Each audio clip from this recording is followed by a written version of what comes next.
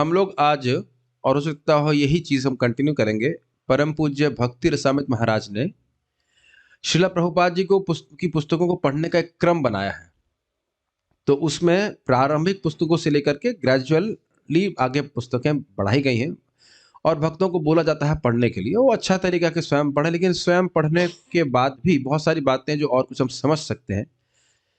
तो एक भक्त ने, हम संतोष कृष्ण प्रभु ने हमसे बोला था कि वो कई भक्त पहले से भी बोलते आए हैं कि छोटी पुस्तकों को एक बार पढ़ा दिया जाए तो अगर हमारे जो भक्त हैं, नए भक्त हैं, जो भी भक्त हैं, उनके लिए भी अच्छा होगा, और जो भक्त थोड़े पुराने हैं या वरिष्ठ हैं, उनको भी वह अपने स्तर से उन पुस्तकों को पढ़ा सकते हैं। तो ये दो उद्देश्य हैं। It's like a teacher training course as well as student training course. और यद्यपि ये बातें, पुस्तकें बहुत छोटी लग रही हैं, पतली लग रही हैं, एकदम बेसिक लगती है, इसमें बहुत गूढ़ बातें हैं और आप आज श्लोक में देखने वाले हो, इन श्लोक इन सेंस पुस्तकों में देखने वाले हैं। तो इससे बहुत ही अच्छे से आपको कृष्ण भावना का ज्ञान प्राप्त होगा। तो इसको आप लोगों से उम्मीद है कि पूरा करेंगे, पूरा श्रवण करेंगे। इसको हमारे एक भक्त पढ़ेंगे और हम लोग तनिष्क प्रभु पढ़ेंगे, और फिर मैं उसके पर कुछ प्रश्न भी उठाऊंगा जो अन्य भक्त लोग उत्तर देंगे जो हमारे सामने है। और नियम ये है कि आपको माइक पे ही बोलना है ताकि रिकॉर्ड ठीक से हो जाए। आप ऐसे बोल देंगे तो कुछ ये माइक पकड़ता नहीं है, तो आपकी आवाज नहीं आएगी। सब रूल से। और जो भक्त जूम पे हैं, if they you are fully free to give any comments means not derogatory comments, लेकिन ऑब्वियसली यू वोंट गिव। जो इस संबंध में जो विषय चल रहा है उसके संबंध में कुछ पूछना हो तो आप टाइप करके पूछ सकते हो, तो उसको हम एड्रेस कर लेंगे। Is it okay? ठीक है। अगर कोई व्यक्ति जिनका वीडियो ऑन है और उनको को होस्ट नहीं बनाया, you can raise your hands in case you want to ask things. कुछ पूछना चाहते हैं या कुछ कमेंट करना चाहते हैं, या बीच में भी हैंड रेज कर सकते हैं, तब भी मैं को होस्ट बना सकता हूँ, व्हाटएवर वर्क्स। बट जो को होस्ट है उन्हें ध्यान रखना होगा कि वो बीच में ऐसे ही रिकॉर्ड द मीटिंग और ये सब नहीं कीजिएगा, वो डिस्टर्बेंस होता है। That you have to be careful. Best होगा कि जो लोग लैपटॉप पे बस वही को होस्ट बने, या जो लोग भी को होस्ट बन सकते हैं कोई दिक्कत नहीं, लेकिन उसमें थोड़ा सा बीच में बटन मत दबा दीजिएगा। ओके। अध्याय 1, सुख का सीधा मार्ग। ये है कृष्ण की ओर पुस्तक है जिसकी हम चर्चा कर रहे हैं, और इसका पहला अध्याय है। शशिकांत, तो okay, so let's start. Okay, hold on. हाँ जी, पढ़िए। हम में से प्रत्येक व्यक्ति सुख की खोज में है, किंतु हम नहीं जानते कि सच्चा सुख क्या है। हम अपने चारों ओर सुख का विज्ञापन तो बहुत देखते हैं, किंतु प्रत्यक्षतः सुखी लोग हम बहुत ही कम देखते हैं। इसका कारण यह है कि बहुत ही कम लोग यह जानते हैं कि सच्चे सुख की स्थिति नश्वर पदार्थों से परे है। यह वह सच्चा सुख है जिसका विवेचन भगवत गीता में भगवान कृष्ण ने अर्जुन को समझाया है। अब आप तनिष्क प्रभु, आप बताइए कि आपको इस तात्पर्य में क्या अच्छा लगा। माइक पे बताइए, समथिंग यू नोटिस। मैं आप लोगों को सिखा रहा हूं कि किस प्रकार से ग्लॉसिंग की जाती है। इसकी आवाज बहुत कम है, उसकी आवाज बहुत ज्यादा लग रही है। थोड़ा सा बढ़ाइए, एम्पलीफायर्स हल्का सा बढ़ाइए। हाँ, बोलिए प्रभु। इसका जो लाइन है, हम अपने चारों ओर सुख का विज्ञापन तो बहुत देखते हैं, किंतु प्रत्यक्षतः सुखी लोग हम बहुत ही कम देखते हैं। ये बहुत अच्छा लाइन श्रील प्रभुपाद जी, देख लीजिए कितना सुंदर बात प्रभुपाद जी कह रहे हैं। पहली बात, मेरा पहला प्रश्न ये है कि हम सभी लोग सुख की खोज में क्यों हैं? क्योंकि स्वरूपतः आत्मा सच्चिदानंद है, भौतिकतावादी भी और आध्यात्मिकतावादी भी। तो इस इच्छा को आप नेगेट नहीं कर सकते, एक चीज। और दूसरी तरफ प्रभुपाद कह रहे हैं कि चारों ओर सुख का विज्ञापन है, इसके उदाहरण दीजिए आप।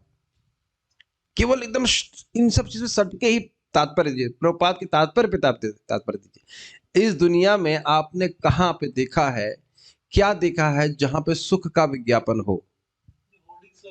होर्डिंग्स लगी रहती हैं, इसमें क्या क्या बोलते हैं वो? मेरे ख्याल से और माइक होना चाहिए था, एक और कॉर्ड वाला माइक होता है। हाँ हाँ हाँ हाँ, बहुत अच्छा एक बात बोल रहे हैं कि मानो एक व्यक्ति को दुख होता है कि वह काला है, तो फेयर एंड लवली लगा करके आप सफेद हो जाए। लेकिन इसमें एक चीज क्या नहीं देख पा रहा है,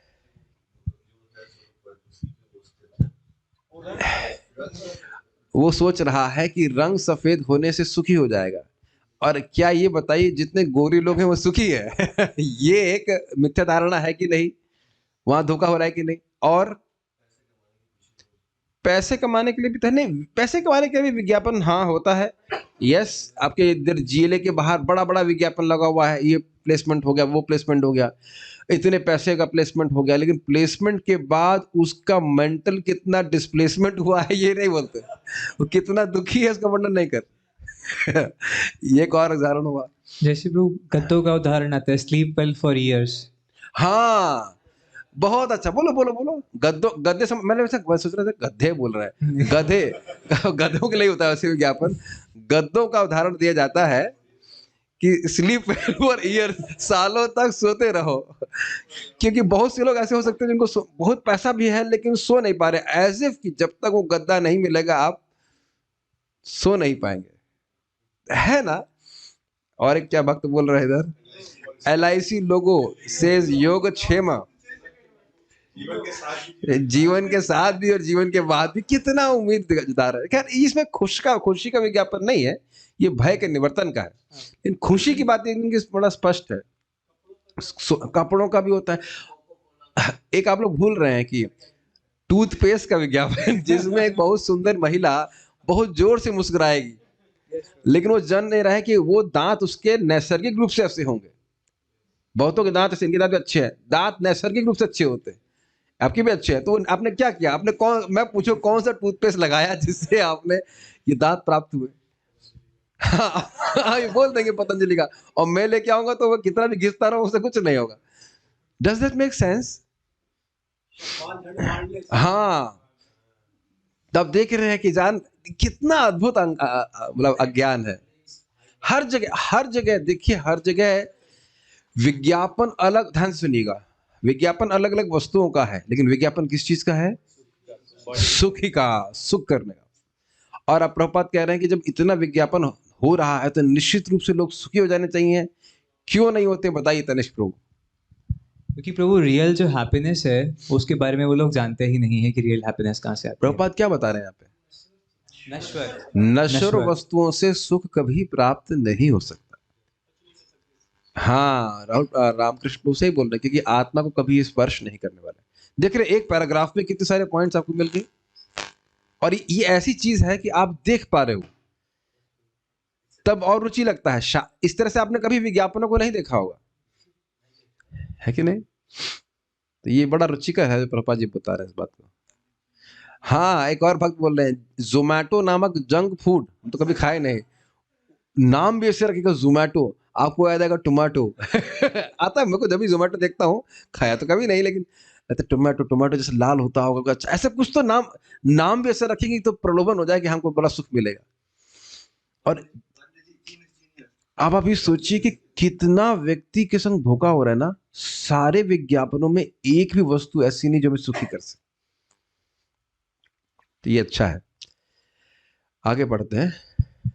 सुख का अनुभव साधारणतया हमारी इंद्रियों के माध्यम से होता है। उदाहरण के लिए एक पत्थर के पास कोई इंद्रिय नहीं है, अतः वह सुख या दुख का अनुभव नहीं कर सकता। विकसित चेतना अविकसित चेतना की अपेक्षा सुख और दुख का अनुभव अधिक गहराई से कर सकती है। वृक्षों में चेतना होती है किंतु वह विकसित नहीं होती है। वृक्ष सभी ऋतुओं में दीर्घकाल तक खड़े रह सकते हैं, पर उनके पास दुखानुभव करने का कोई साधन नहीं है। यदि किसी मानव को वृक्ष के समान केवल 3 दिन या इससे भी कम समय तक खड़ा रखा जाए तो वह यह सहन नहीं कर सकेगा। सारांश यह है कि प्रत्येक चेतन प्राणी सुख दुख का अनुभव अपनी चेतना के विकास के अनुसार ही करता है। अब मैं समझता हूं कि यहाँ उपस्थित सभी भक्तों को ग्लॉस के पॉइंट्स मिल गए होंगे। मुझे 1, 2 और 3 पॉइंट मिले हैं इसमें। आपको 2 मिले हैं, इनको दीजिए माइक। एक माइक और होना चाहिए, I am not satisfied with that. इधर इधर कोई वायर हो ना, उसमें लगा कर देखिए दूसरा माइक को, तो इधर के वक्तों के लिए वायर्ड हो जाएगा। सारे वायरस कहाँ चले गए? हाँ वायर है, वायर वाला चलता है, हाँ तो लगा दीजिए इसमें, तो इधर के वक्तों के लिए वायर्ड हो जाएगा, उधर के वक्तों के लिए कॉर्डलेस हो जाएगा। तो आपको राहुल प्रभु, सॉरी रामकृष्ण प्रभु, क्या पॉइंट लगा? मैं आप नहीं, माइक पाए आगे आपके पास में, हाँ एक ऐसा काम करते हैं, वायर्ड माइक से आप पढ़ो, अगर इस भगत को आया अब तक चलाना, उम्मीद नहीं कर सकता मैं ये उम्मीद तो बहुत उम्मीद हो गई, ये कैसे हो सकता है? वहां कहीं भी लगा देंगे चाहो सारे सारे केबल वहीं जाते हैं किसी में भी केबल लगा दो, ये देखो उसी में लगा दे, मेरा माइक बंद हो जाएगा, बगल में लगाओ उसके। हाँ, वो देख भी नहीं रहा है कहाँ लगाना है। उस वाले में देखिए कि कैसे लगा, हाथ में लगाइए, हाँ बस ठीक है, और ऊपर लग, आवाज आ रही है, ऑन कीजिए, ऑन तो करो, उसमें देखिए आप उसको वो फेडर को ऊपर कीजिए।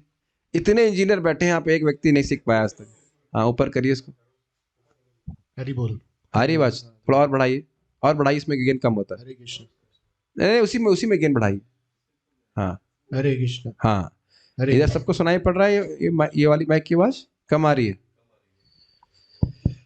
ऊपर इसका एक लाल बटन होगा, उसको घुमा दीजिए, बढ़ा दीजिए, बहुत ज्यादा मत बढ़ाना। हाँ अब बोलिए, हरि बोल। और थोड़ा बढ़ाइए, हरे कृष्णा। बस ठीक है, ओके। 40,000 रुपये नहीं मिल रहे ना, इसलिए नहीं सीखेंगे ठीक है, चलिए 3 मुख्य मुख्य पॉइंट आप बताइए रामकृष्ण प्रभु, आपको क्या क्या इसमें अच्छा लगा? कि बहुत स्ट्राइकिंग है, सुपर स्ट्राइकिंग, यस बोलिए, ऑन करिए। अनुभव करने के लिए चेतना का होना बहुत जरूरी है। ओके, और उसमें ये बताया गया है कि जो मनुष्यों की जो चेतना है वो ज्यादा डेवलप्ड है कंपेयर टू अदर जो पत्थर और वृक्ष है। ओके, तो उससे क्या होता है? उस सुख और दुख का अनुभव इंसान मनुष्य कर सकते हैं, जबकि अन्य जीव कर भी सकते उसको, तो उसको वो नहीं कर सकते, एक्सप्रेस नहीं कर सकते। चेतना के अनुसार ये आपने कुछ बात तो ठीक कही, लेकिन कुछ में थोड़ा सा मिस्टेक है। देखिए, पहला प्रभुपाद ने कहा कि हम सुख और दुख का अनुभव ग्लॉस करेंगे तो इंद्रियों के माध्यम से करते हैं। If you don't have senses we can not experience, this is first thing. पत्थर सुख दुख का अनुभव नहीं करता, अहल्या को मत लीजिएगा प्लीज, यहाँ पे सिंपल अंडरस्टैंडिंग, पत्थर सुख दुख का अनुभव नहीं करते। पहला चीज, ग्लॉसिंग कब करेंगे? इंद्रियों के माध्यम से करते हैं। दूसरा, आपने बिल्कुल सही बताया, और इस लाइन को पढ़िए, विकसित चेतना अविकसित चेतना की अपेक्षा सुख और दुख का अनुभव अधिक गहराई से कर सकती, ये बात महत्वपूर्ण है। जिसकी जितनी अधिक चेतना होगी वो उतना अधिक सुख और दुख का अनुभव कर सकेगा। जैसे कोई बंदर दूसरे बंदर को देखे तो कोई खास फर्क नहीं पड़ता है कि उसने कैसे देखा। और आप यहां देख रहे हैं, मान लीजिए मैंने ऐसे देखा, मैं कुछ अभी भी कुछ हुआ था, मैं कुछ जल्दी में कुछ काम पे जा रहा था और मैं सोच रहा था कुछ, तो किसी ने हरे कृष्णा कहा तो मैं उधर हरे कृष्णा देख नहीं पाया। जरूर वो सोचा होगा कि प्रभु जी तो अपने में कितने अहंकारी, देखो मुंह मतलब हरे कृष्णा बोला और ध्यान भी नहीं देते। कई बार हम लोग ऐसा सोचते हैं। अब मैं तो तुझको नहीं देना चाह रहा था, मुझे ध्यान भी नहीं, मेरा ध्यान उधर गया भी नहीं, कौन मुझे हरे कृष्णा बोला। मैं तेजी से निकल रहा था, शायद क्लास के लिए आना था मुझे, मेरा क्लास के लिए आना था, तेजी से मैं लौट रहा था, तो मैं ध्यान नहीं दिया कौन हरे कृष्णा बोला। आपने देखा ये चीज? अब प्रभुपाद जी यहाँ पे क्या उदाहरण दे रहे हैं, उसमें मैं कुछ प्रश्न करूंगा। वृक्ष सुखी हैं, इसका प्रमाण क्या है? बहुत इजी क्वेश्चन है। उनके पत्ते हरे हरे। हाँ, खेल रहा है, मतलब फल फूल रहा है। यहाँ कोई मान लो हम सभी लोग मतलब फिजिकली ठीक हैं, तो खा रहे हैं पी रहे हैं, देखने में स्वस्थ लग रहे हैं कि नहीं। लेकिन प्रभुपाद ने क्या उदाहरण दिया है, अगर पेड़ के सुख की तुलना की जाए तो वह जिसको सुख मान रहा है उसको मैं बिल्कुल मतलब मर ही जाऊंगा ऐसा दुख मानूंगा। समझ में आया? काफी इंटरेस्टिंग है ये। पेड़ की तरह तरुरूपी सहिष्णुता बोला जाता है, लेकिन इसका अर्थ यह नहीं कि बाहर आप ठंड में जाकर के आप पेड़ की तरह खड़े हो जाए, जाड़े में, गर्मी में, बरसात में। जरा विचार कीजिए, अगर कदाचित किसी को इस तरह से रहना पड़े तो मर ही जाएगा। इंसान की बात कर रहा हूं। और है दोनों ही शरीरों में जीवात्मा। रोचक लगा कि नहीं? दोनों ही शरीर में जीवात्मा है, लेकिन चेतना निम्न है, तो उस दुख को क्या मान रहे हैं? महान सुख मान रहे हैं। धूप ना मिले तो वृक्ष मुरझाने लगता है। Quite striking, is it not? उतना धूप हमको मिले तो हम मुरझा जाएंगे, है ना?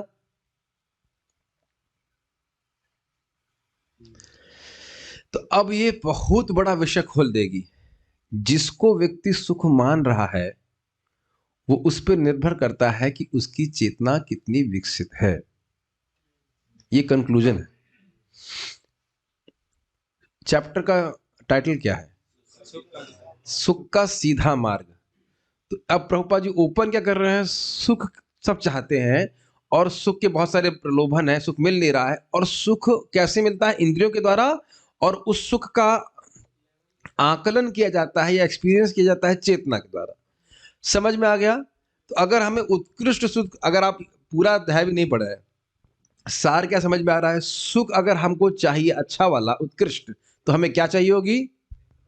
Better consciousness. बस ये बात आपको इस पूरे चैप्टर से ड्राइव करनी है। और सुख उच्चतर चेतना के लिए स्वाभाविक सी बात है, कुछ नियम पालन करने पड़ेंगे, तभी व्यक्ति शुद्ध होगा। तो ब्यूट, अब देख रहे अमेजिंग अमेजिंग बुक पशिला प्रभुपाद। ये मुझे बहुत अच्छा चैप्टर लगता है। ठीक है, तो इसीलिए प्रभुपाद कह रहे हैं सारांश यह है कि प्रत्येक चेतन प्राणी सुख दुख का अनुभव अपनी चेतना के विकास के अनुसार ही करता है। एक बात और भी आप देख सकते हैं कि देखिए भाई, हो सकता है, मैं हाथ नहीं खड़ा करवा रहा, बहुत से भक्त हमारे बीच में हैं जो मांस खाते रहे होंगे भक्ति माने के बाद, लेकिन अब तो वो एकदम घृणित लगेगा। जिसको प्रति हमको मतलब लालच होता था खाने का, वह अब उधर मति भी नहीं जाती है। जिसको सुख अब लगता है कि अरे भाई कितने दुख में थे, हम इतनी गंदी सब चीजें खाते थे। अरे छोड़ दीजिए, प्याज लहसुन भी की महक भी सहन नहीं होती, पंजेंट लगती ना, अरे क्या ये है, इज इट नॉट? और वही छल्ले काट काट करके छोले के ऊपर डाल करके नहीं खाते थे। अब हाथ तो हम नहीं खड़ा करवा रहे, लखनऊ के बहुत भगत है, हम भी हैं वहां से। पाव, हाँ सही में, पाव भाजी में अंदर लेयर पे लगा के प्याज खाते थे। अब जो है उसको आप मतलब सहन भी नहीं कर सकते। तो जिसको सुख मान रहा है, ये ध्यान रखिएगा।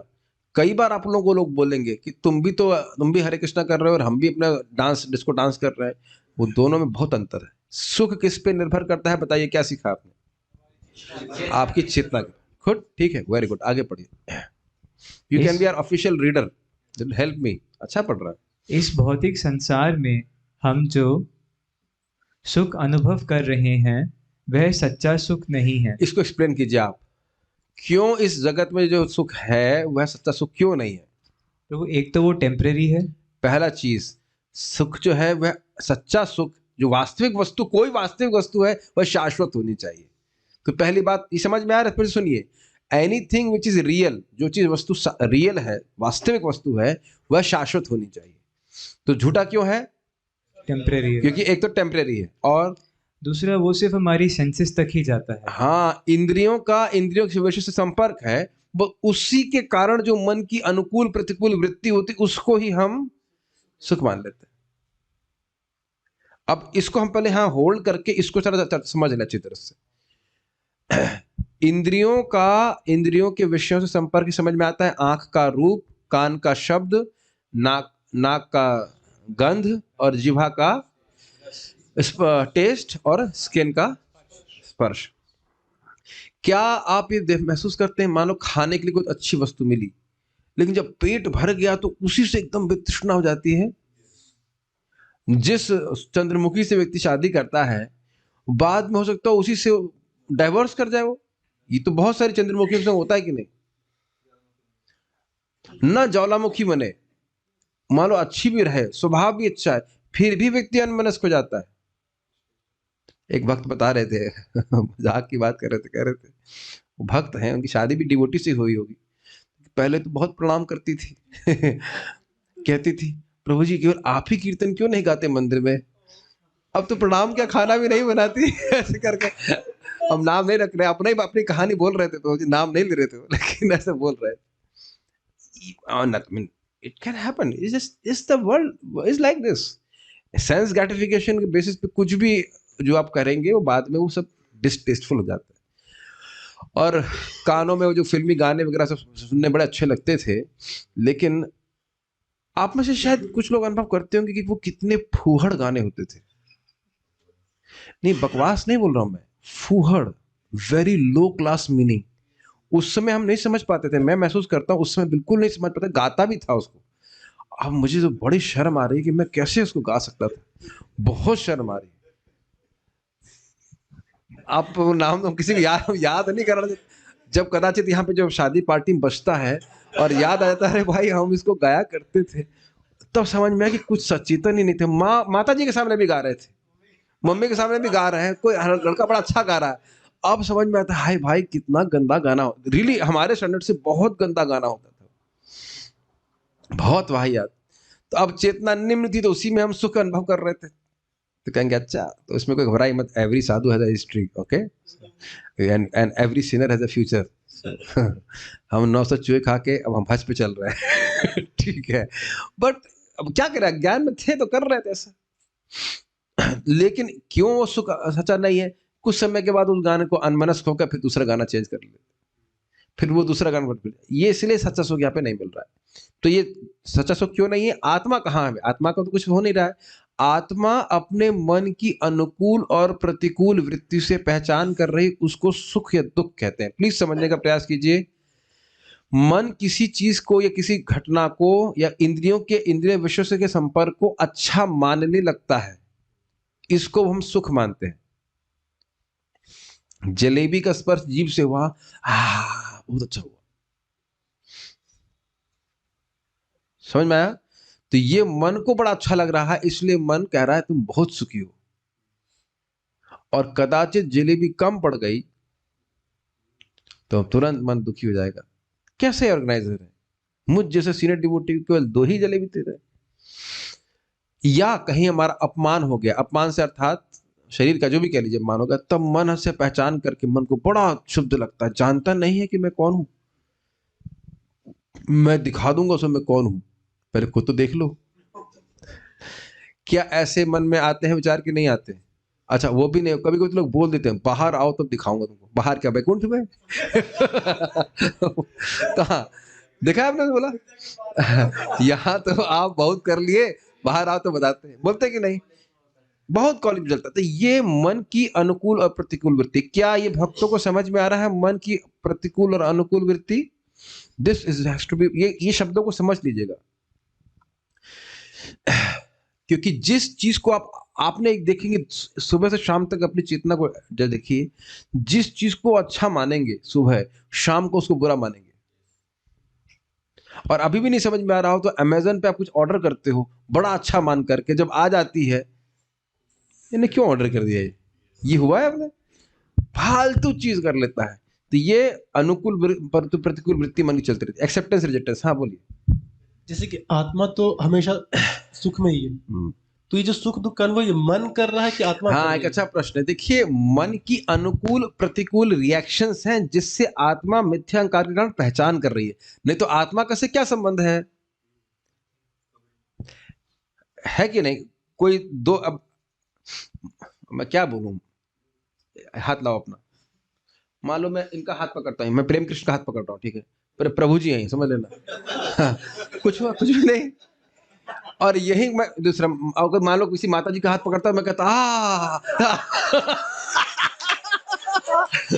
आप समझ में आया? मन की अनुकूल प्रतिकूल वृत्ति, अंदर हड्डी वही है, चाम वही है, चमड़ी वही है। अगर मान लो किसी छेद से हाथ बाहर निकाल जाए, और मान लो कभी कभी किसी प्रभु जी का हाथ भी लड़की जैसा होता है, इवन मेरा हाथ भी ऐसे लगता है, मेरे माता जी से हाथ है ना, सॉफ्ट सॉफ्ट, तो मेरा हाथ कोई पकड़ेगा, ओह कितनी सुंदर हाथ है, देखो लाल लाल हाथ है, बड़ा प्यारा प्यारा हाथ है, वो ही सोचता रहेगा कि मैं माता जी का हाथ को पकड़ा हुआ, और ये मन में सोच रहा है कि मैं बहुत सुखी हो रहा हूँ। और बाद में देखा, अरे ये तो साधु निकला। ये एक बार कोई भक्त मुझे वीडियो भेजे थे इस तरह से, तो एक लड़का है, वो पीठ खुली करके जा रहा है और देखने में लग रहा है कोई माता जी घूम रही है, और बाद में घूम के देखता है दाढ़ी वाला बाबा। तो अब आप देख सकते हैं कि किस प्रकार से मन ये मान रहा है, जब तक वो मुड़ के नहीं देखे, को कह रहे वो हम किसी स्त्री को देख रहे हैं, और मुड़ के देखा देखा इंसान है, पुरुष है। ये हर इंद्रिय तृप्ति के भोग पे घटित होगा। अरे हम बहुत मूर्ख बन रहे हैं, जन्म जन्मांतर इसी का पेमेंट करते आए हैं। Zero value and extreme cost, zero value and extreme cost. ये जानबूझ के मैं ड्रामा करके दिखाया, अलग तो नहीं कह सकते ना, आप इनका हाथ पकड़ के देख सकते हैं। Is it not? केवल मन में सोच रहा, मन में हम इसको हम अब कहेंगे इतनी से बातें क्यों कर रहे हैं? भगवान इस बात को बोलते हैं, सर्वान पार्थ मनोगता, सर्वान पार्थ मनोगता आत्मन्य आत्मनः तुष्ट स्थित प्रज्ञस्तु उच्यते। भाई ये जो मनोगत, मन की फैक्ट्री से, मेंटल कॉन्कॉक्शन फैक्ट्री से कि ऐसे सुखी हो जाऊंगा, वैसे सुखी हो जाऊंगा, इस सब बातों को वह त्याग दिए ना, इससे हम कभी सुखी नहीं हो सकते। तो इसलिए हम जो इस जगत में ये सब बातें क्यों बताई गई? ये पॉइंट को क्लियर करने के लिए कि इस जगत में जो सुख हम अनुभव कर रहे हैं, भौतिक जगत में जो भौतिक तरह से कर रहे हैं, वह सच्चा सुख नहीं है। ठीक है? और कुछ एग्जाम्पल्स बड़े ग्राफिक हो सकते हैं उसके लिए हम थोड़ा क्षमा चाहेंगे, बट यार लिटिल, देखिए हम यहाँ क्लास अभी अपने स्टूडेंट्स के लिए दे रहे हैं, थोड़ा सा to be little strange too, but fact is fact, is it not? Okay, आगे पढ़िए। यदि कोई व्यक्ति किसी वृक्ष से पूछे, क्या तुम सुखी हो?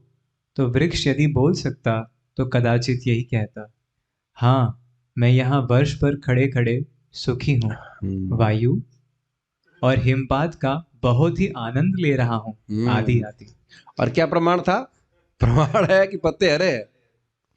और एक और बात थी, जड़ें एकदम जमा के रखा हुआ है, मरना बिल्कुल नहीं चाहता है। याद आ रहा होगा आपको एग्जाम्पल जो महाराज बता रहे थे कि एक बुढ़िया मरना चाहती थी, कहती मैं मरना चाहती हूँ, मरना चाहती हूँ। तो महाराज बोले ठीक है, ये 2 करंट की तार पकड़ लो, मर जाओ। नहीं नहीं, ऐसे तो ना मरूंगी। बाद में किसी तरह से मर गई।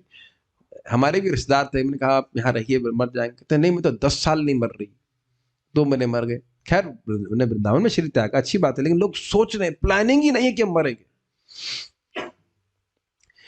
ये अद्भुत बात है कि शरीर में कितना भी कष्ट हो रहा हो, प्रायः कोई व्यक्ति शरीर छोड़ना नहीं चाहता। बहुत अधिक कष्ट हो जाए टर्म तो अलग बात है, वो करना चाहिए, लेकिन प्रायः कोई छोड़ना नहीं चाहता। चलिए पढ़िए। एक वृक्ष इस प्रकार की स्थिति में आनंद अनुभव कर सकता है, परंतु मानव के लिए आनंदानुभव का यह एक अत्यंत निम्न स्तर है। चेतन प्राणियों के विभिन्न प्रकार और उनकी विभिन्न श्रेणियां हैं, और उनके सुख की परिकल्पनाएं और अनुभूतियां भी विभिन्न प्रकार और श्रेणियों की हैं। यद्यपि एक पशु यह देख सकता है कि दूसरे पशु की हत्या हो रही है, ग्लॉस करना शुरू कीजिए। यस, पढ़िए, फिर से पढ़िए इसको, ये ग्लॉस पॉइंट है। हाँ। यद्यपि एक पशु यह देख सकता है कि दूसरे पशु की हत्या हो रही है, तथापि वह घास खाता रहेगा, क्योंकि उसके पास यह समझने की कोई योग्यता नहीं है कि अगली बार वह मारा जा सकता है। होल्ड भाई, इस पे तो महाराज परम पूज्य वृंदावन चंद महाराज इतना सुंदर उदाहरण दिए हैं, चकित रहेगा सुन करके। कह रहे कि देखिए, 1-2 बकरे हैं, सुने होंगे आप साहब, एक बकरे को हलाल किया जाने वाला है, मतलब यज्ञ में या कहीं पे भी, तो उसके ऊपर चावल छिड़का जाता है। तो दूसरा बकरा, बड़ा ग्राफिक एग्जाम्पल, दूसरा बकरा उसके चेहरे के चावल को चाट रहा है, यह नहीं समझ रहा है कि अगला चावल उसके ऊपर छिड़का जाएगा और उसकी गर्दन काटी जाएगी। और कितना आश्चर्य है, हम किस बकरों की बात कर रहे हैं? हम खुद ही अपनी ही बात कर रहे हैं। देख रहे हैं कि पिताजी, दादाजी और बहुत सारे लोग रोज देख रहे हैं कि प्रैक्टिकली रोज तो नहीं मरते हैं, लेकिन रोज देख ही रहे लोग मर रहे हैं, और रिश्तेदारों को भी देखते मर रहे हैं, और कुछ भी साथ नहीं ले जा रहे हैं। फिर भी व्यक्ति भोग आसक्ति में और धन के पीछे भागा जा रहा है। आज इतना हो गया, कल इतना डबल कर लें, उसका इतना कर लें, ऐसे करके ऐसे लग रहा है सब कुछ यहीं से यहीं लेके जा रहा है, ऐसे करे साथ में। ठीक है, व्यक्ति धन अर्जित करे, लेकिन अर्जित करे भगवान की भक्ति करने के लिए। यहां कितना भी डबल कर लो, वो कुछ साथ में नहीं जाने वाला। और कितना मेरे तो बहुत सुंदर बात है रूपा जी की, जो करना है अभी कर लो, इसके बाद जब प्रकृति के अनुसार शरीर दे दिया जाएगा तो कुछ नहीं कर पाओगे, फिर तो वही करना पड़ेगा जैसा कि शरीर प्राप्त है। और उसमें कोई सुनवाई भी नहीं है, सॉरी बोलने के लिए भी स्कोप नहीं है। मानो कोई गलत कर्म करके छिपकली बन गया, किसको सॉरी बोलेगा वो? कर लेगा, चलो मान लो कोई सॉरी बोल दे, जैसे मान लो कोई आपको छिपकली बोलने लग जाए इंद्र महाराज की तरह, मैं छिपकली हूँ, मेरे लिए हरे कृष्णा बोल दो, एक सम्मान है, लेकिन सब बोल भी नहीं पाएगा ना वैसे तो। ये बड़ा रिस्पॉन्सिबल जीवन है। अच्छा, एक बात और मैं बताना चाह रहा था, बड़ी रोचक है, जहां तक मैं इसमें स्मृति से बोल रहा हूँ, कुछ चीजें मिस्टेक हो सकती है रेफरेंस वाइज, जहां तक मैं स्मरण आ रहा है, मैंने छांदोग्य उपनिषद में पढ़ा था, और ये बड़ा रुचिकर है। इंसानों से 100 गुना अधिक सुख स्वर्ग का होता है। तो स्वर्ग वाले नीचे देख के सोचते हैं ये क्या फालतू के भोग में पड़े हुए हैं छोटी छोटी चीजों पे, और स्वर्ग से अधिक सुख और ऊपर के लोक में होता है। तो ऊपर वाले देखते हैं क्या, तो ये लोग अप्सराओं के डांस देख रहे हैं, और फिर उससे और अधिक 100 गुना सुख जो है जन लोग, और अधिक 100 गुना सुख तप लोग। ऐसे मैं एक डेटा दे रहा हूँ, मैं एग्जैक्ट डेटा तो चंदो को उपनिषद खोलना पड़ेगा, मैं जहां तक मुझे स्मरण है मैं उसी से पढ़ा था, बड़ा रुचिकर है। और ब्रह्मलोक में इस जगत का सबसे अधिक भौतिक सुख प्राप्त है। वहां भोग का सुख नहीं है, मेडिटेशन ध्यान इत्यादि का जरा सुख होता है, भक्ति भी करते हैं। और वैकुंठ के लोग जब ब्रह्मलोक के लोगों को देखते हैं तो कहते हैं ये लोग कितने दुख में हैं। ब्रह्मलोक के लोगों को देखकर कहते हैं कि कितने दुख में। अब सोचिए वैकुंठ में कितना सुख होगा, बेसिकली असीमित। तो ये मैंने क्यों बताया, बताइए, ये जो तात्पर्य था वो किसके लिए, किस भाग के लिए था? विभिन्न श्रेणियां हैं, और जितनी चेतना उतनी रिफाइन हो जाएगी वह उतना अधिक सुख का अनुभव कर पाएगा। ठीक है। आपने एक चीज नोटिस करी कि सामान्यतः जो बाहर के लोग हैं वो केवल खाने पीने की बात करते हैं, इसी मतलब खाना आहार निद्रा भय मैथुन की बात करते हैं कि इन्हीं से तो वो सुख प्राप्त कर रहे हैं, और इसी की वो चर्चा करेंगे। उसके बाहर देख रहे हैं इनकी कुछ थॉट प्रोसेस जाता नहीं है। और क्या चल रहा है, बच्चा पढ़ रहा है, ये कर रहा है, फिर रहा है, उसका आज दोपहर में क्या बन रहा है खाने में। याद आ रहे हैं वो दिन संडे को, आज का संडे शुभ दिवन है, शुभ दिवस है, संडे को ब्रेकफास्ट कर लिया, अच्छा अब दोपहर में क्या बनाएंगे। ये भी आप देखेंगे कि वह लोग सुबह का खा रहे हैं तो दोपहर के बारे में सोच रहे हैं। Have you seen that? तो बस उनके जो सुख है वह एकदम निम्न कोटि का रहा गया, क्या है, आहार निद्रा भय मैथुन आदि का सुख।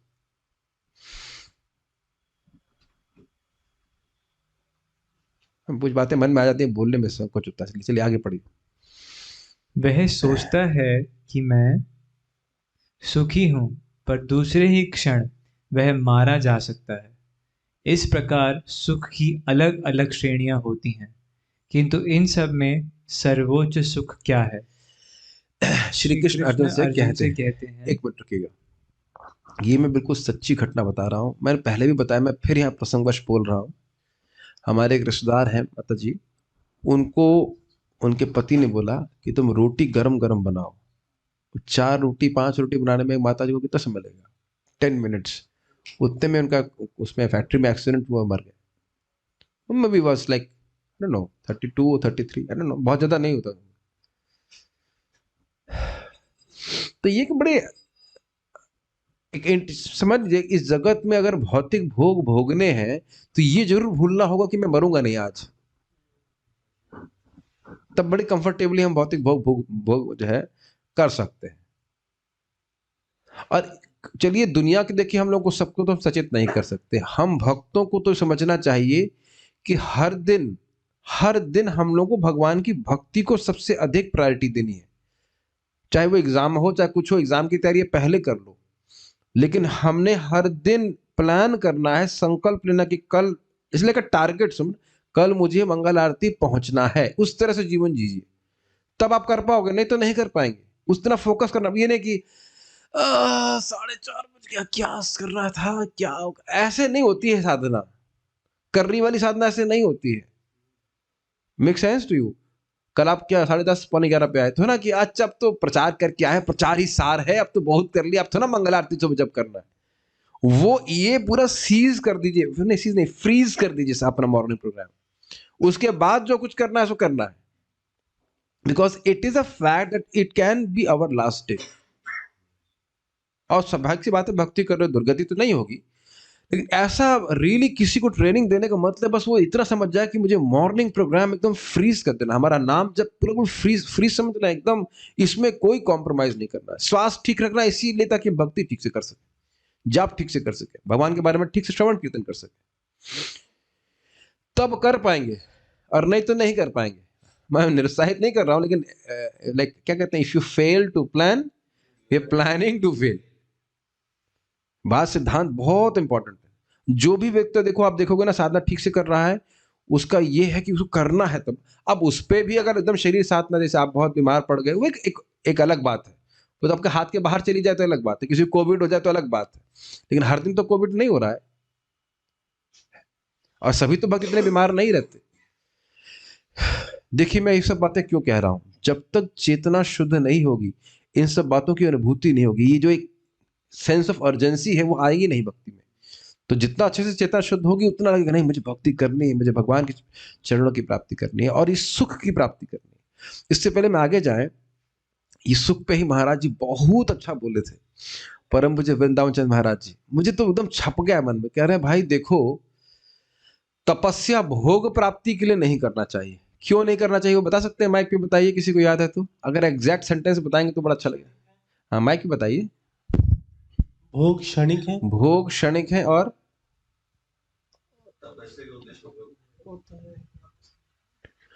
प्रश्न क्या है? तपस्या भोग प्राप्ति के लिए क्यों नहीं करनी चाहिए? इतनी देर में तो टाइप कर देता, सब लोग सो रहे हैं लग रहा है। भोग क्षणिक है और निकृष्ट है। दो बातें ध्यान रखिएगा इस बात को, सारा विषय में ध्यान रखिएगा। भोग क्षणिक है, बहुत समय तक भोग नहीं रहने वाले, और दूसरा है उसकी जो क्वालिटी है वो निकृष्ट है। वो निकृष्ट समझते हैं, लो क्लास। ये इसको थोड़ा सा पकड़िए, लो क्लास। भाई आप जाप करते हो, कभी कभी जब बहुत अच्छा लगता है, तो वो जब का अच्छा लगना और ये जो मतलब वही सेंस ग्रेटिफिकेशन है, उसमें कितना अंतर है। आप देखिए कितना संतुष्टि का अनुभव हम करते हैं भक्ति करते हैं तो। Every devotee can eventually can feel that. और समझ रहे मेरी बात? तो जब हमको जब अच्छा लग रहा है या कथा अच्छी लग रही है, तो व्यक्ति को लगता है नहीं कि अच्छा हुआ कि मैंने भक्तों के संग में आकर तपस्या करने का संकल्प लिया और की। मेरी बात समझ रहे हैं? तभी तो आपका कुछ हृदय शुद्ध हुआ, तभी तो आप ये अनुभव प्राप्त कर पा रहे। और ये भी आप जानते हो कि जैसे जैसे हृदय शुद्ध हो जाएगा, वैसे वैसे सुख की वृद्धि होती जाएगी। कान खोल के सुनिए, लेकिन भौतिक भोगों में टेस्ट नहीं बढ़ता है, वो फिक्स्ड है। खाने का सुख जो इंसान का है वो फिक्स्ड है। ये कोई बात समझ में आ रही है? जो भूख लगी है, तो आप जानते हो सूखी रोटी भी उतनी ही अच्छी लगेगी जब भूख लगने पे छोले भटूरे लगते हैं। ये बातें बहुत सिंपल है, लेकिन इतनी सिंपल नहीं समझने के लिए। मैं फिर से रिपीट कर रहा हूं, जब भूख कस के लगती है, रोटी और गुड़ खा लीजिए, वो भी उतना ही अच्छा लगेगा जितना आप कहो कि प्लानिंग करके छोले भटूरे खाओ। क्या आप उससे सहमत हैं, या आपको लगता है कि तो जब सहमत होने के लिए तो आए हैं, ऐसे तुम्हारा तो आज छोले भटूरे का प्लानिंग था हमारा। क्या इसके लिए सिंपल जीवन जीना चाहिए, जो भगवान जैसे व्यवस्था रखे। हाँ व्यवस्था तो हमारी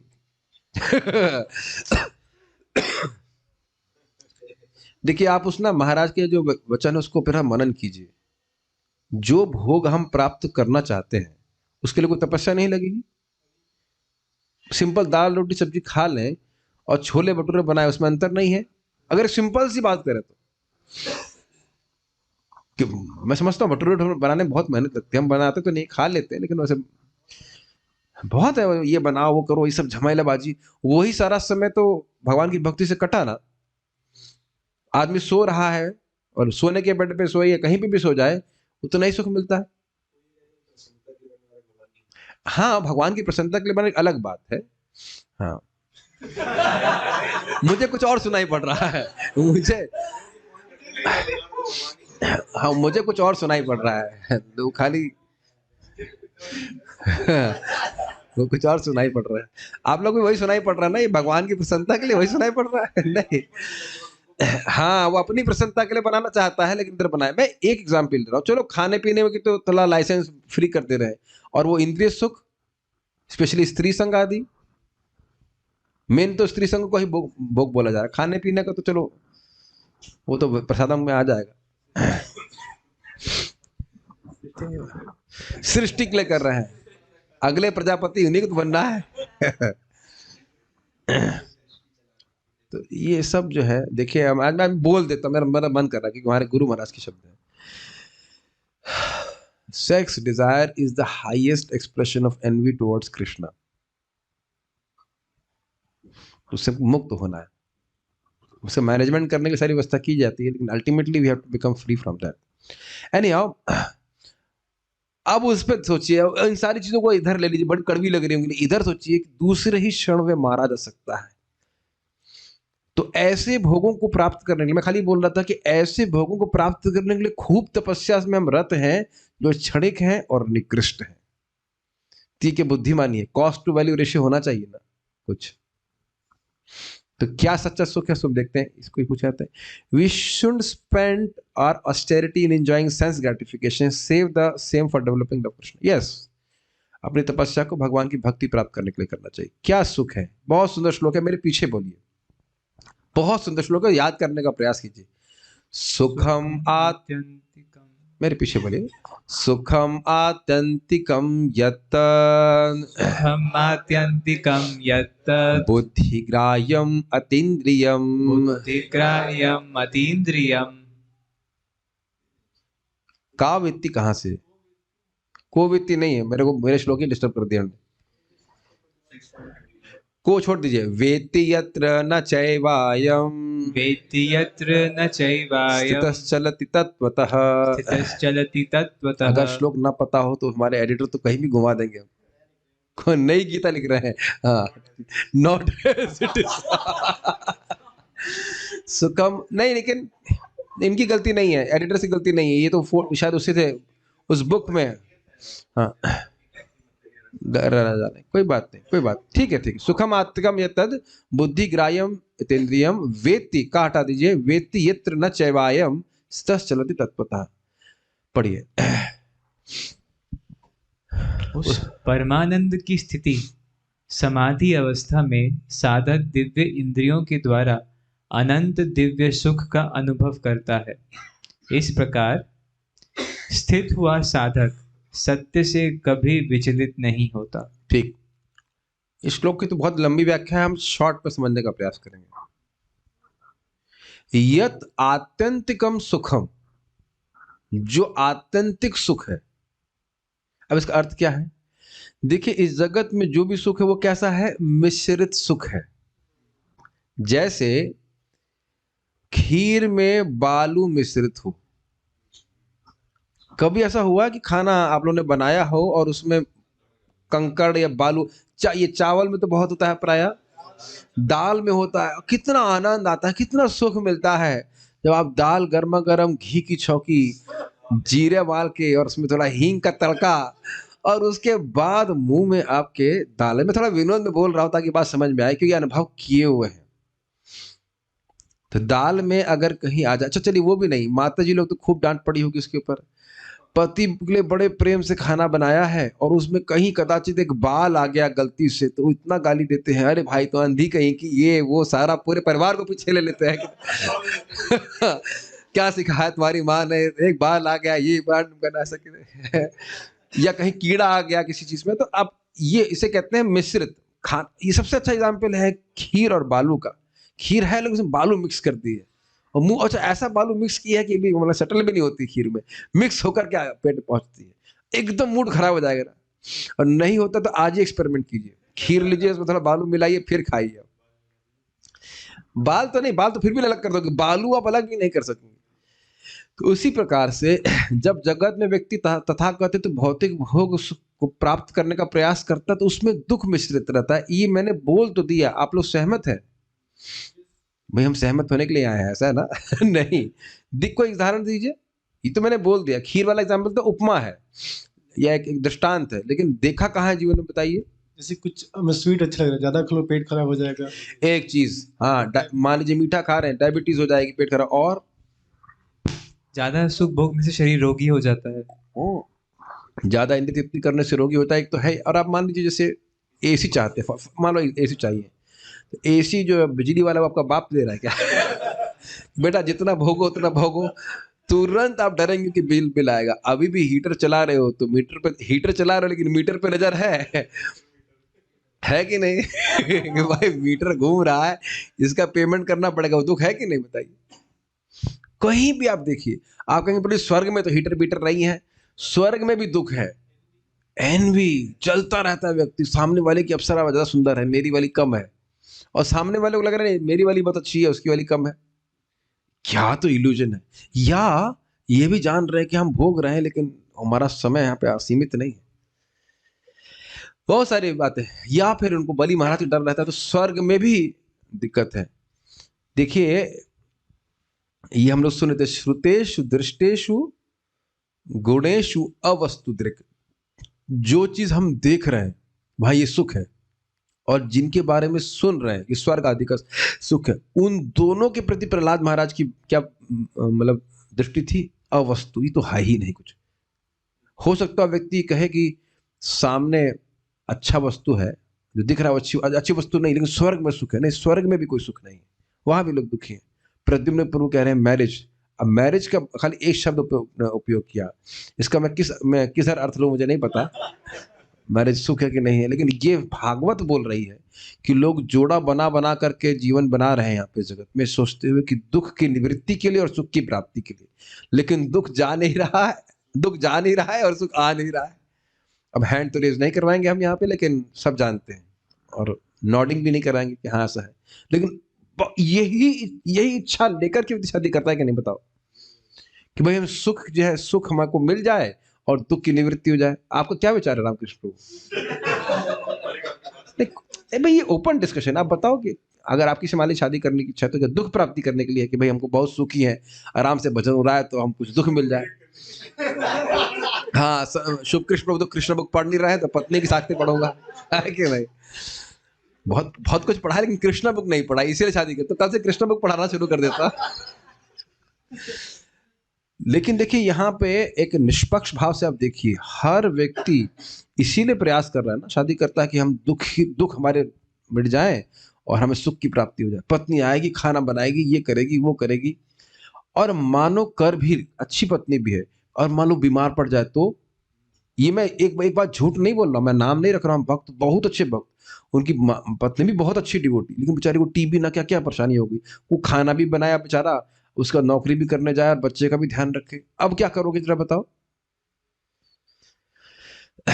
तो हम खाली ये बातें आ गई। हाँ, मैरिज इसलिए बोला कि हम व्यक्ति सोच रहा है कि हम बहुत सुखी हैं, लेकिन उस सब में दुख सान सान करके व्यक्ति भोग रहा है, तो ये आत्यंतिक सुख नहीं है। समझ में आ रहा है? मतलब ऐसा सुख नहीं है जिसमें दुख मिश्रित ना हो, तो इसको कह रहे हैं यत आत्यंतिकम सुखम। जो आत्यंतिक सुख है, जिसमें कहीं कोई दुख का मिश्रण नहीं है, अत्यंत सुख है, तद उसको अतेंद्रियम बुद्धि ग्राह्यम, वह अति इंद्रिय जो शुद्ध इंद्रियां हैं, सुपर इंद्रिय, उनके द्वारा ग्राह्य है। भाई जैसे आप लोग जाप कर रहे हैं, तो जाप करने से मन पवित्र होता है कि नहीं? तो जब मन पवित्र हुआ तभी तो आप नाम के सुख का अनुभव कर रहे हैं। आप देखिए कुछ लोगों को एक माला भी करना भारी होता है, और कभी कभी आप देखेंगे कि 16 के बाद भी रुकने का मन नहीं करता। आपने महसूस किया होगा इस बात को। तो कुछ इंद्रियां शुद्ध हुई है तभी तो उस सुख का अनुभव कर पा रहे हैं ना। अब सोचिए कि आपने 500 साल जप किया, तब कितना सुख मिलेगा। अरे 500 छोड़ दीजिए, 50 साल भी आप जप करिए, जो भी उम्र है, 30-40 साल गंभीरता से माला कीजिए, कितना परिवर्तन हो जाए, कितनी इंद्रिय शुद्ध हो जाएगी। अब ये बताइए कि जप में क्या दुख मिला हुआ है, भागवत कथा में क्या दुख मिला हुआ है? इस समय बैठ के कथा सुन रहे हैं, क्या दुख में दे रहा हूं मैं आपको? हमारे दिल से पूछिए।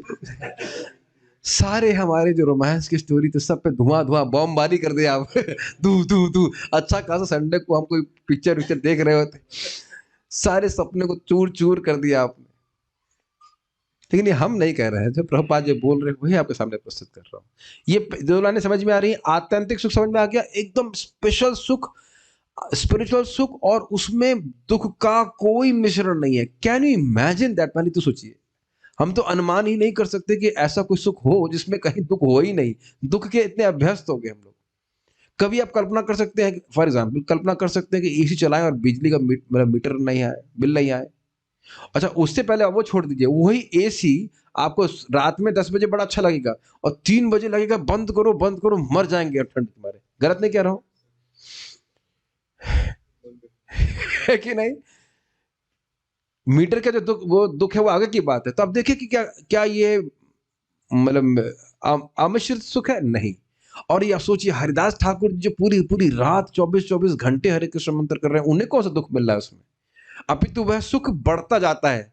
आनंद आम बुद्धिवर्धन, we should hear about it. यद्यपि हम उसका अनुभव अभी नहीं कर रहे हैं, बारंबार सुनना चाहिए ताकि उसके लिए हम निरंतर पूरा जीवन और जीवन पर्यंत जीवन हम जो है संघर्षरत, या कह सकते हैं प्रयास, संघर्ष नहीं, प्रयासरत रहे कि जब तक ऐसा सुख नहीं मिल जाएगा मैं वापस नहीं लौटने वाला। उसके बाद कौन वापस लौटेगा? अच्छा, फिर कह रहे हैं वेति यत्र न चय वा अयम। एक बार ऐसी स्थिति में एक बार आ गया तो सीधा चलत तत्वतः, वह तत्व में जिसको समझ गया भाई ये वास्तविक सुख है, अब वह कभी वहां से हटने वाला नहीं है। एक छोटी सी घटना से समझ जाएंगे। श्रील प्रभुपाद जी के शिष्य थे उनके साथ में, मैं समझता हूँ नाम याद नहीं आ रहा, तो उनको उनकी तारीफ करते हुए 2-3 भक्त थे। प्रभुपाद ने किसी व्यक्ति को बोला कि इनको तुम करोड़ों डॉलर भी दोगे तो भी ये तुम्हारे पास जाने वाले नहीं है। जो उनके शिष्य थे वो थोड़े भूल गए। प्रभुपाद ने कहा वेट, अभी रुको, तुमको अभी तक करोड़ डॉलर दिए नहीं गए हैं। लेकिन वास्तविक बात यह है कि जिसने एक बार भक्ति का सुख चख लिया, उस जगत की कोई वस्तु अच्छी नहीं लगी, और वस्तु अच्छी है भी नहीं, वह तो केवल अविद्या के कारण लग रही है।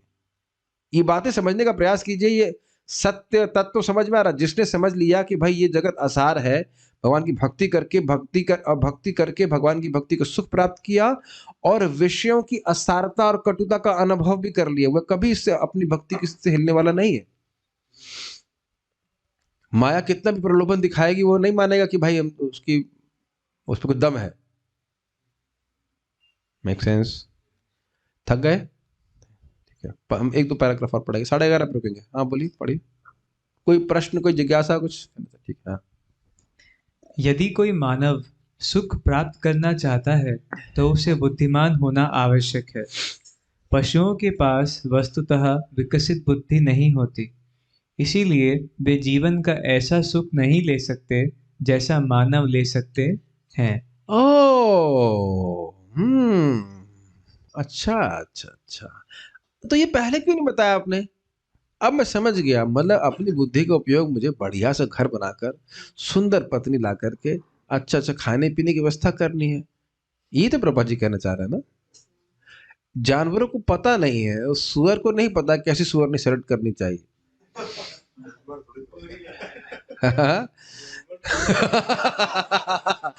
हमारे राम, क्या नाम है, श्री कृष्ण प्रभु कह रहे हैं वहां स्वयंवर थोड़ी ना होता है। गलत, वहां स्वयंवर ही होता है। वहां कौन सा जो अरेंज मैरिज होती है। उनको पता नहीं है भोग कैसे करना चाहिए। हाँ, अब मुझे समझ में आया ना। अब कुछ आपका लेक्चर अच्छा लग रहा है हमको। अब समझ में आ रहा है, बुद्धि का उपयोग करके सारी सेटिंग करनी बढ़िया से कि आंखों के लिए, कानों के लिए, सबके लिए एकदम बढ़िया सेंस सर्टिफिकेशन मिल जाए, तबीयत से खुश हो जाए हम लोग। लेकिन ऐसा नहीं है। आगे पढ़िए। एक मृत व्यक्ति के भी हाथ, पैर, आंख, नाक आदि सब इंद्रियां होती हैं, फिर भी वह आनंद नहीं ले सकता। ऐसा क्यों? ऐसा इसलिए होता है क्योंकि सुखानुभव करने वाली चेतन शक्ति उस शरीर से लुप्त हो चुकी है और शरीर में कोई शक्ति नहीं बची होती। यदि हम थोड़ा बुद्धिपूर्वक इस विषय पर और अधिक विचार करेंगे तो पाएंगे कि जो वास्तव में सुख का अनुभव कर रहा था वह शरीर नहीं था, अपितु उसके भीतर रहने वाली सूक्ष्म चेतना थी। बहुत सुंदर बात है। अनुभव आत्मा कर रही है। तब आप फिर प्रश्न कर देंगे, आत्मा तो गुणों के परे है, उसको भौतिक गुणों का अनुभव कैसे प्रभावित कर सकता है? तो वास्तविक बात यह है कि असंभव है। ये आप लोगों की जो एक मतलब तर्क है, ये बिल्कुल सही तर्क है। ये एक्चुअली ये असंभव है कि आत्मा भौतिक भोगों से प्रभावित हो। इस असंभव कार्य को भी भगवान की माया शक्ति अविद्या यह संभव कर देती है। किसके द्वारा? मिथ्या अहंकार रूपी शक्ति के द्वारा, जिसके द्वारा जीव अपनी पहचान भौतिक भोगों से कर रहा है, मन की अनुकूल प्रतिकूल वृत्तियों से कर रहा है। ये भाषा समझ में आ रही है? और इसको एक उदाहरण नहीं समझ में आ रहा है तो उदाहरण से समझिए। अब मैं हाथ नहीं खड़ा करवा रहा हूं, लेकिन सभी लोग सिनेमा हॉल गए होंगे। सिनेमा हॉल में तो आप ऐसे देख रहे हो, कभी गए नहीं? आप कभी नहीं गए? अरे तो आप लोग कैसे समझेंगे? उत्तम अधिकारी। प्रद्युम्न प्रेम कृष्ण कभी गया नहीं पिक्चर देखने के लिए? अरे तो अब घर में कोई भी किसी को नहीं भेजा?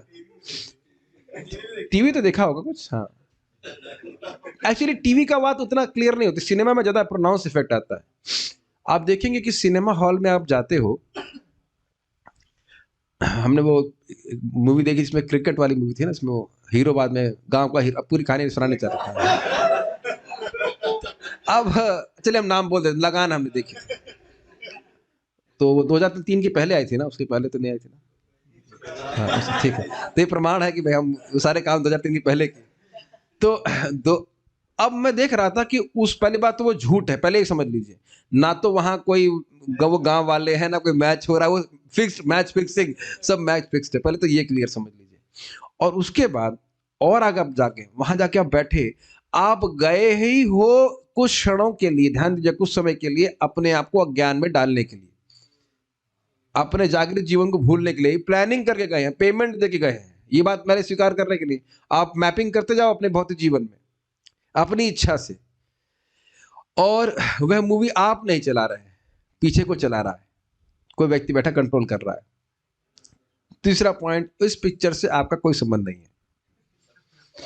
कौन व्यक्ति वहां पे, पहली बात तो कोई क्रिकेट मैच नहीं हो रहा है, खाली वो RGB कुछ लाइट्स हैं जो दृश्य प्रस्तुत कर रही हैं, और उसमें कोई ना जीत रहा है ना हार रहा है, वो सब कुछ ड्रामेबाजी है। और उस ड्रामेबाजी से हम अपनी पहचान कर रहे होते हैं कि ये व्यक्ति कि हम उसकी पार्टी के हैं और ये उसमें जीत गया। तो हम बहुत बार लोग मतलब सिनेमा हॉल में भी उछलने लग जाते हैं, और कभी कभी तो है कि नहीं? यस।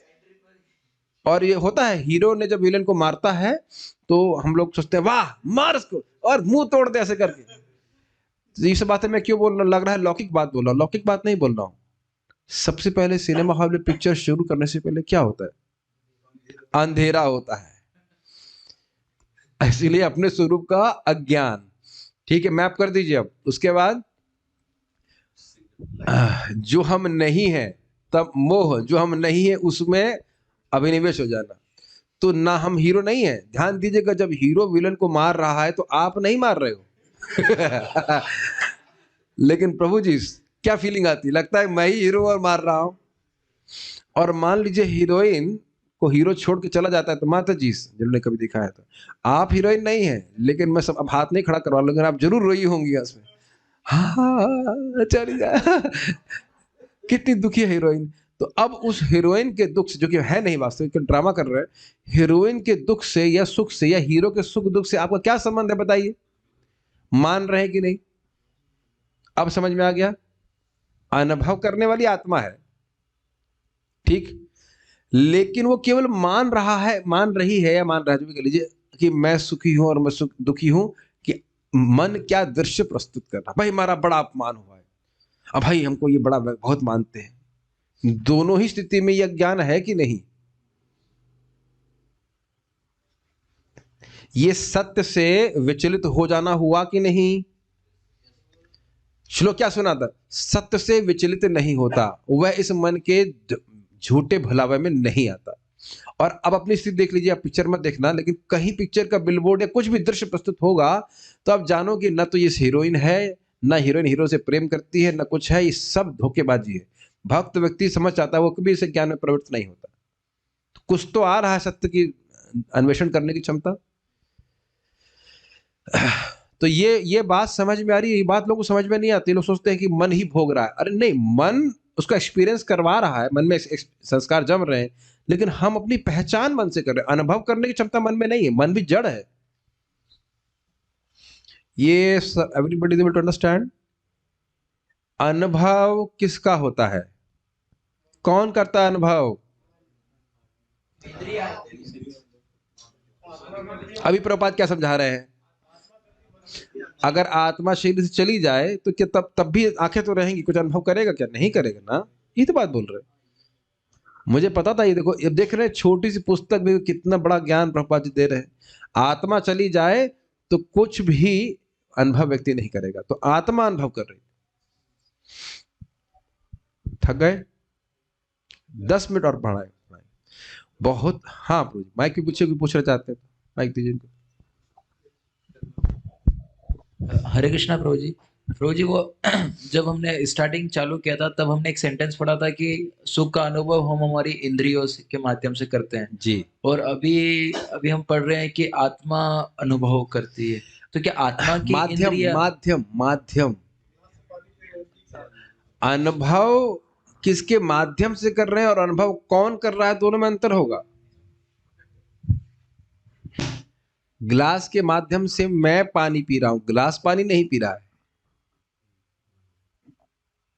अब मैं इसका जो अनुभव कर रहा हूं, एक मिनट सुनिए। मैंने पिया और मुझे कुछ गुनगुना लग रहा है, ये बहुत सूक्ष्म है, लेट लेट देखते हैं आप लोग कैच करते कि नहीं। मैं इसका टेम्परेचर नहीं बता सकता, लेकिन मेरा अनुभव है कि ये गर्म या गुनगुना है। और थर्मोमीटर इसका टेम्परेचर बता सकता है, लेकिन उसका वह अनुभव नहीं है कि ये गुनगुना है या ठंडा है। सबने कैच किया कि नहीं की बात? कुछ लोग तो लग रहा है बहुत थकान महसूस कर रहे हैं। सुपर फिलॉसफी देख रहे हैं, एक छोटी सी पुस्तक में कितने बातें हैं।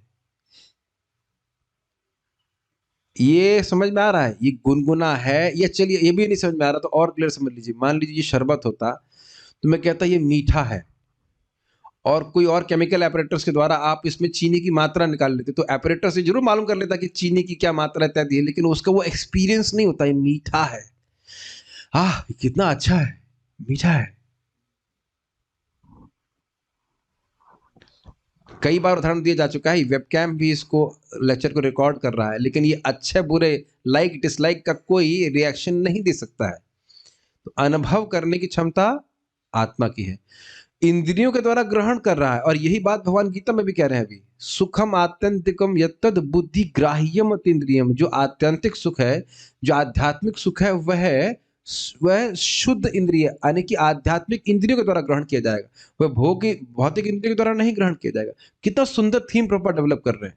सुख इंद्रियों के माध्यम से किया जाता है। अभी हमारी इंद्रियां जड़ है तो जड़ सुख का अनुभव करते हैं, लेकिन जब इंद्रियां प्रकट हो जाएंगी, ध्यान दीजिएगा कि इंद्रियां डेवलप नहीं कर रहे हैं हम लोग। हमारी इंद्रियां हैं, लेकिन इंद्रियां कवर्ड हैं भौतिक चेतना के द्वारा या भौतिक दूषण के द्वारा, इसलिए अनुभव नहीं कर पा रहे। क्या ये क्लियर हो रहा है? आत्मा की इंद्रियां हैं, आत्मा की आंख होती है, नाक होता है, सब कुछ होता है, लेकिन वो सब कुछ चिन्मय है। इसी को सिद्ध देह कहा जाता है। तो वह जब जैसे जैसे प्रकट होगा तो वैसे वैसे व्यक्ति भक्ति का सुख का और अधिक अनुभव करेगा। तो वैसे वहां पे समझना हो कि वो इंद्रियां आत्मा में कोई भेद नहीं है। फिर भी अगर आप समान भाषा में कहें तो उन उन स्पेशल प्यूरिफाइड इंद्रियों के द्वारा व्यक्ति सच्चे सुख को अनुभव कर पाएगा। तो आप समझ रहे होंगे सोल्यूशन क्या आ रहा है, सच्चे सुख का सीधा मार्ग क्या है? व्यक्ति भक्ति के द्वारा, तप के द्वारा अपनी इंद्रियों को शुद्ध करे, उसको सीधे सुख मिल जाएगा। जरा और सिंपल तरह समझ लीजिए, हरे कृष्णा। अब यदि हमें प्रेम भक्ति प्राप्त है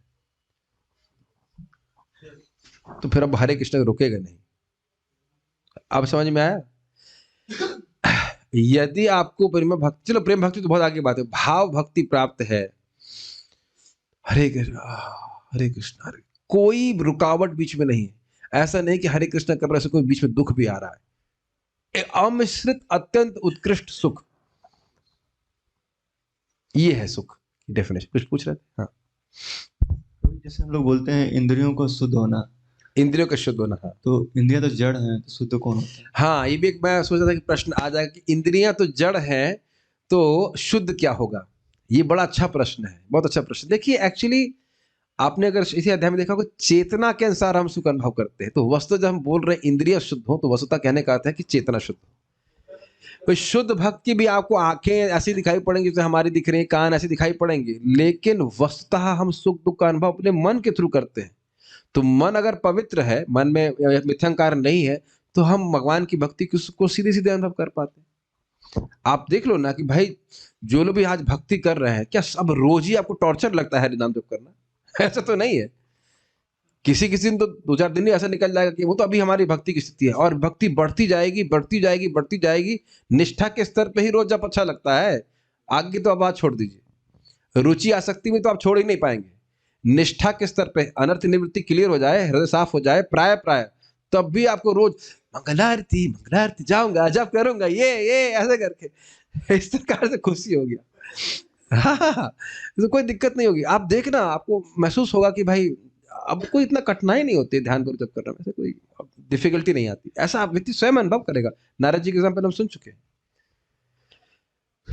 तो बेसिकली बात तो अच्छा, नारद, आपने बड़ा अच्छा प्रश्न किया, नारद जी छोटे बच्चे ही थे कि नहीं, नारद जी के बारे में जानते हैं और वो खुद ही अनुभव कर रहे हैं कि हाँ हमारी रुचि उत्पन्न हो रही, जागृत हो रही है। तो अब भौतिक इंद्रियां, हम अगर ग्रॉस वे में कहें तो भौतिक इंद्रियां भौतिक ही रहेंगी, लेकिन चेतना शुद्ध हो गई है। अभी तो आप अनुभव कर रहे होंगे कि पिक्चर उच्चर देखने में कोई मन नहीं रहता है। आंखें क्या हो गई आपकी, पूरी तरह आंखें एकदम स्पिरिचुअल हो गई, आंखों से रोशनी आ रही है। पता बगल में क्या है मेरे दीवार के बाहर? क्यों भाई, आप लोग भी तो देख रहे होंगे कि पिक्चर उच्चर देखने का मन नहीं करता है। हाथ खड़ा करो जो पिक्चर देखना चाहता है। संडे को डांट नहीं नहीं नहीं नहीं नहीं नहीं, बिल्कुल नहीं। तो आप देख रहे हैं कि आंखें तो वही है ना, आंखें वही है, कान वही है। अगर आप तिलक ना लगाए तो कोई पहचान भी नहीं पाएगा, सामान्य व्यक्ति मानेगा। लेकिन हृदय परिवर्तित हो गया। हृदय मीन्स चेतना, कॉन्शियसनेस। ये बहुत अच्छा प्रश्न है, बहुत अच्छा प्रश्न है। तो प्रभुपाद जी जब कर रहे हैं, मान लो प्रभुपाद जी को कोई व्यक्ति बिल्कुल ना जानता हो, तो क्या समझेगा उन्होंने जब का क्या अनुभव हो रहा है? ऐसे भी हम क्या समझेंगे, लेकिन प्रभुपाद जी बोलते थे, you don't know what I was experiencing in Vrindavan. उसमें खाली कहने का आशय यह है कि कथा कीर्तन, या परीक्षित महाराज को देख लीजिए, श्रृंगी ऋषि उनको समान राजा मान रहे थे कि नहीं, बताओ? और जब वो भागवत सुन रहे हैं तो क्या सुख मिल रहा है, श्रृंगी को कभी हवा भी नहीं लग सकती। कि 7 दिन बिना खाए पिए सोए हरि कथा का आनंद लिया। Does that make sense? 5 minute बाकी है, कोई डिस्कशन है तो ओके। तो medium is for sense enjoyment is senses, but enjoyer is soul. हाँ, माइक पे पूछिए। जनरली काउंसलिंग से रिलेटेड मतलब क्वेश्चन है कि जैसे आपने बताया था कि जिस टाइम हम प्रीच करते हैं किसी को, तो हमारा ये है कि स्टूडेंट्स को जब हम प्रीचिंग कर रहे हैं तो आपने बताया कि हम उन्हें कहें कि पढ़ाई पहले कर ले एंड अपना जो साधना है, माला है और मंगला आरती है, वो अपना मतलब कि वो फिक्स रखे मॉर्निंग में। लेकिन जनरली हम ऐसा मतलब कि करते नहीं है। मतलब कि हम उनको बोलते हैं कि जैसे वो बोलते हैं, उनका जो क्वेश्चंस आता है कि आज एग्जाम है तो अभी हम कुछ माला कर ले, कुछ भी माला हम आके कर लेंगे, ऐसा मतलब कि उनको और डिटेल्स आपको देखना पड़ेगा कैसे कैसे क्या बात कर रहे हैं। लेकिन अब देखिए, वास्तविक बात यह है कि जब पूरा सेमेस्टर पढ़े थे तो अब क्या पढ़ लोगे? अगर पूरा सेमेस्टर नहीं पढ़े तो आप क्या पढ़ लोगे? है कि नहीं? तो आजकल तो स्टूडेंट्स यही चला लिए हैं कि उसको एकदम आखिरी में पढ़ना है। तो भक्तों को ऐसा नहीं करना चाहिए, नियमित रूप से पढ़ना चाहिए, तो कोई कठिनाई नहीं आएगी। अब एग्जाम के पहले लोग पढ़ते हैं तो क्या कर सकते हैं इसमें? ठीक है, कोई आप लोगों का कोई प्रश्न है या जिज्ञासा है? नहीं, एनीथिंग? दीप्ति माता जी, देखिए best would be to type it out, because हमारे लिए फास्ट होगा। नहीं तो हरे कृष्ण प्रभु जी दंडवत प्रणाम और ये करने में आधा 30 सेकंड चलते हैं। Okay, so we shall stop here. आप लोगों को अगर ये अच्छा लगा तो हम इसे कंटिन्यू कर सकते हैं, और अच्छा नहीं लगा तो भी कंटिन्यू करेंगे। ठीक है, लेकिन आप ये देख रहे हैं कि ये हम सभी लोगों के लिए बहुत सारी बातें, आपको लग रहा है शिला प्रभुपाद जी की छोटी पुस्तक है, लेकिन हमें बहुत प्रिय लगती है छोटी पुस्तक है। हाँ, 2 पेज कहाँ तक पहुंचे? 13 पेज पढ़े हैं। ये चाहिए, मुझे लगता है एक अध्याय काफी समय लग जाएगा। और देखिए हम लोग केवल सट के चल रहे हैं, तब भी इतना हो रहा है, और बहुत सारी बातें। लेकिन कंक्लूजन हम थोड़ा सा एक बार ड्रॉ कर दे रहे हैं। हर व्यक्ति सुख चाहता है, इस जगत में सुख उपलब्ध है नहीं, दुख धोखेबाजी हो रही है, सुख के विज्ञापन हो रहे हैं। उसके बाद हमने सुना कि चेतना के अनुसार सुख के अनुभव करते हैं। उच्चतर सुख के अनुभव व्यक्ति उच्चतर चेतना के द्वारा करता है। चेतना होती तभी सुख का अनुभव हो सकता है, जड़ वस्तु सुख का अनुभव नहीं कर सकती है। और हाँ, आत्यंतिक सुख के बारे में हमने चर्चा किया, जो शुद्ध सुख है, जिसमें दुख का कोई सम्मिश्रण नहीं है। एक बार उसको अनुभव करने के बाद किसके द्वारा? शुद्ध इंद्रियों के द्वारा, तो फिर व्यक्ति को निकृष्ट सुख में वो कभी प्रवृत्त नहीं होगा। आगे जो बातें बोलेंगे प्रभुपाद, उसको हम कल चर्चा करते हैं। श्री कृष्ण की ओर की जय, श्रील प्रभुपाद की जय, ताई गौर प्रेमा।